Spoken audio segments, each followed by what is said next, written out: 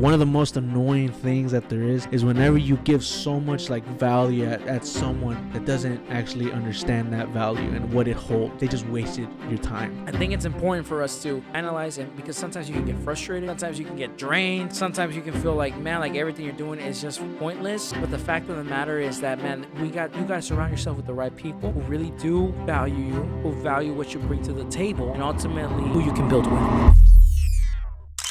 I want your honest opinion about this. Okay.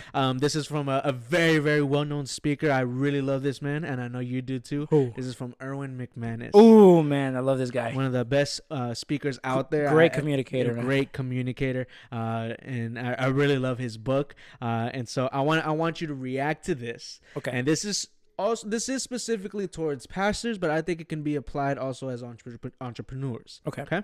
One of the challenges, especially when you're a pastor, is the tension between inclusivity and exclusivity. You take the message of Jesus and you know that you're supposed to create spaces where everyone is welcome and you need to be inclusive. That's Jesus speaking and feeding the 5,000.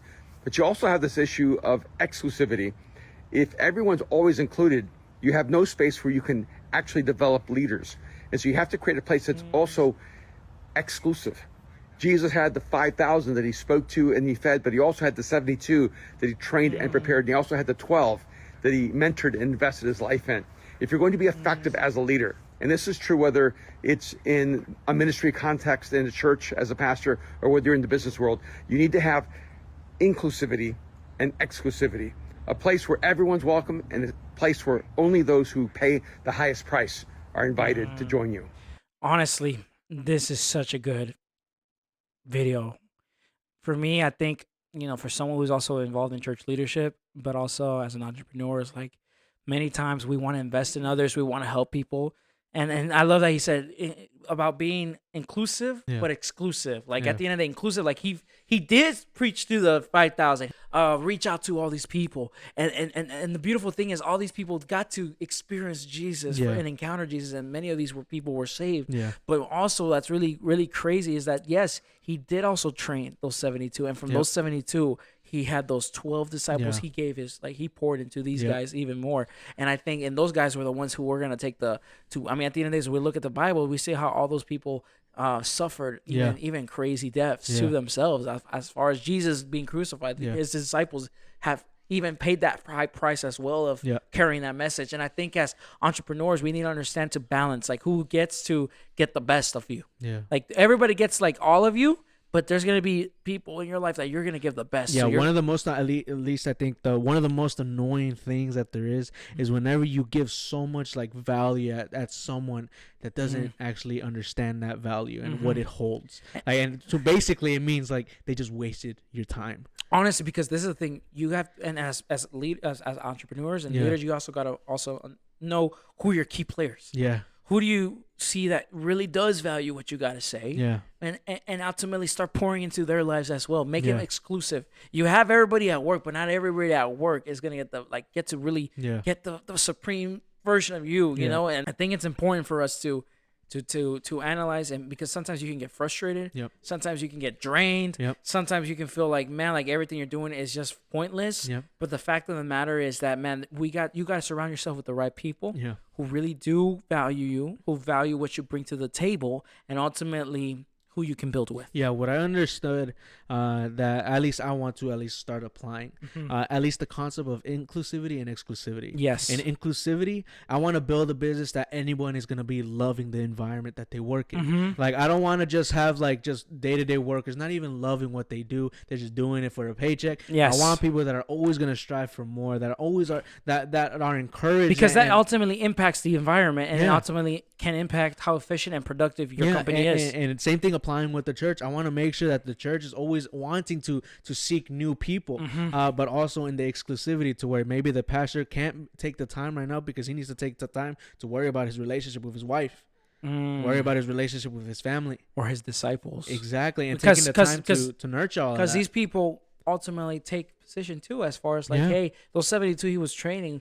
those people were also going to be in charge of taking that lead as well. Like, hey, these are leaders that are going to be, when Jesus is not around, these guys can help. At the end of the day, I think it's important to also practice exclusivity too, Yeah. because those are the ones who carry the torch. Yeah.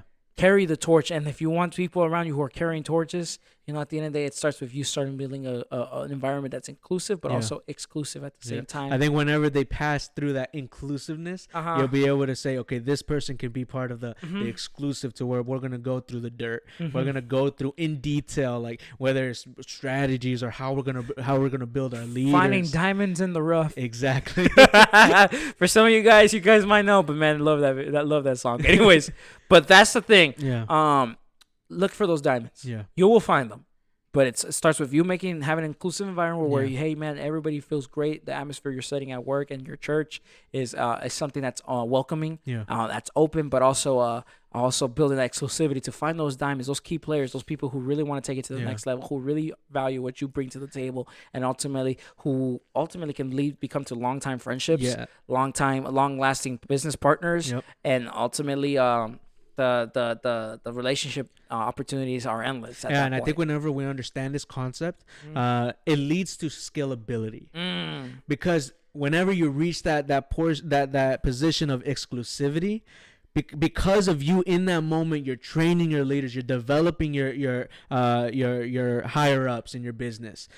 Whenever you're not there, there's still someone being able to take care, to where it's not always relying on just you. Yeah. To where you're now able to scale, to where you're not just always putting your hands in every single area, to where now you have people specific, focus in this area, focus in that area. Because this is the thing, many of us think we're business owners, but many of us are Become an actually employee. self-employed. Yeah.